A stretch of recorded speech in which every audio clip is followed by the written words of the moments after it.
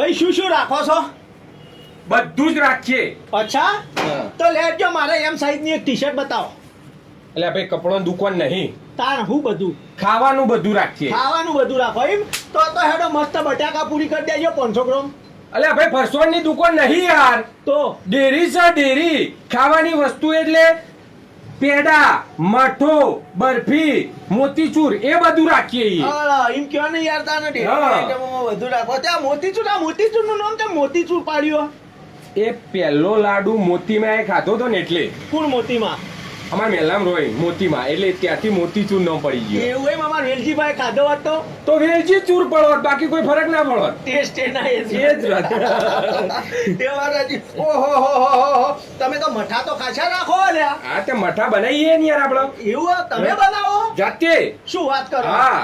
લાવતા નહીં બહારથી? ના ના બહારથી નહીં લાવતા, આપણે જાતે બનાવીએ, ફ્રેશ રોજે રોજ બનાવે, રોજે રોજ વેચાઈએ જાય. અચ્છા, પીળા કલર નો પડી ગયો તે બગડી ગયો? એટલે બગડેલો નહીં ભાઈ, એનો રાજભોગ છે. એવું હે? ઓહો ચાખો ખાલી તમે યાર. હા. હા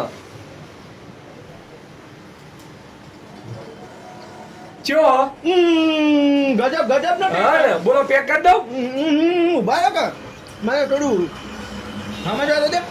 તે આ અમેરિકન ડ્રાયફ્રૂટ નો માલ એટલે અમેરિકા થી આવ્યો? ના ના ઓય જ અમે જ બનાવ્યો, પણ એમાં ડ્રાયફ્રૂટ હોય ને જે બધો કાજુ બદામ ને એ બધું એ અમેરિકા થી આવ્યું, એટલે અમેરિકન ડ્રાયફ્રૂટ. એટલે ચાખો કે યાર ખાલી તમે અમેરિકન ડ્રાયફ્રૂટ ચાખો. અલે એવું હે? અલે ચો ઓહો પેક કરી દઉં.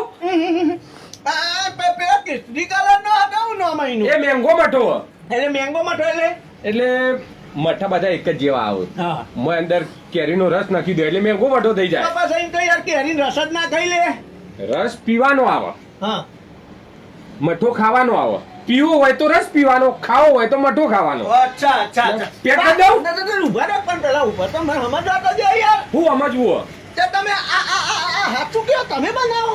ઓ અમે બનાવીએ, આપણે ખુદની પ્રોડક્ટ. આ રાજભોગ કઈ રીતના બનો? અલે આ રાજભોગમાં એમાં તો ચેવું હોય ખબર હે? હા.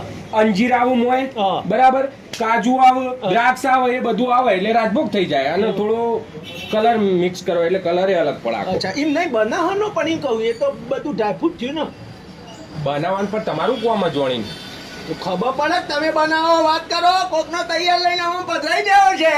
અલ્યા નહીં, અમે જાતે બનાવીએ. ઓભળો, હા. દહીં આવે ને દહીં, હા. એને પ્રેશર આલવાનું. બરાબર, પ્રેશર આલવાનું એટલે મોંથી પાણી નીકળી જાય. બરાબર. એમાં થોડી ખોટ નાખી દેવાની, હા. અને ખોટ નાખીને 4-5 કલાક પડી મેળવાનું, એટલે તમારો મઠો તૈયાર. ખોટ ઓગળે એટલે. એવું હા, એમાં પછી આ બધા મસાલા કરી દો ને એટલે રાજભોગ અલગ થઈ જાય ને અમેરિકન ડ્રાયફ્રૂટ અલગ થઈ જાય ને આવો તો મઠો એક જ.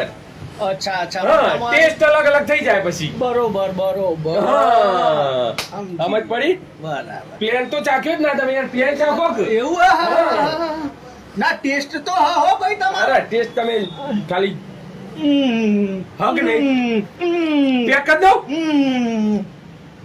ના પેક નહીં કરો ભાઈ, ચાલશે. ચાલ, તો સમજી ગયો ને, હવે તો હું શીખી લીધું ને. આ શીખી લીધું, હા. બધા ચાખી લીધા. હા. હવે ચિયો પેક કરું બોલો?